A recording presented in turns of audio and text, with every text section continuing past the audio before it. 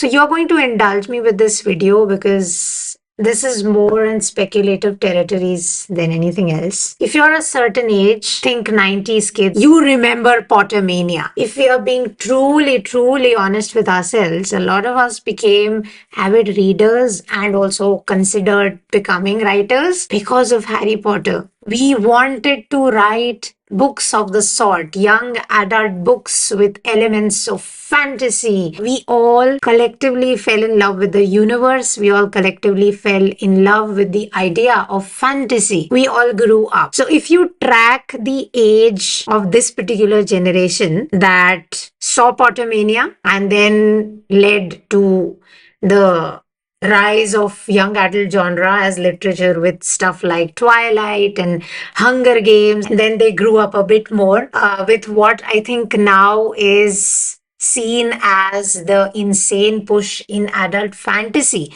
So if you look at some of the books that are becoming very popular, and the age group of people who are reading them, think early 30s to late 40s. This is people who were young when Harry Potter was launched for the first time. So in a sense, what you are seeing is a generation of people who got obsessed with fantasy and became readers, who continued to evolve in fantasy as a genre as they grew up. And because of this, we are seeing booms as these generations age. What I'm trying to say is, I just spoke about my generation. I think every generation has a book of this sort. And realistically speaking, I feel like Gen Z has not had that yet. So there is a book somewhere out there. Maybe it is still in development. I don't know. There's a book somewhere out there that is going to do for Gen Z what Harry Potter did for me when I was a teenager. Be on the lookout for that. And maybe, just maybe,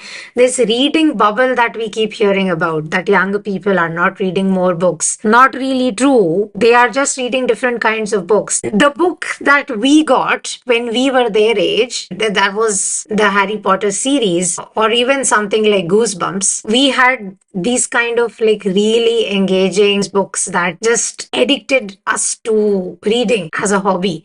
I think those kind of books with modern references and themes that youths of today care for, that book is in development somewhere. As older members of the reading community as well as the writing community, we've got to keep it together for the youngins, okay? We need to give them hope. Here's hoping they get a Potter mania of their own in the form of an entirely new book series that has not been written yet.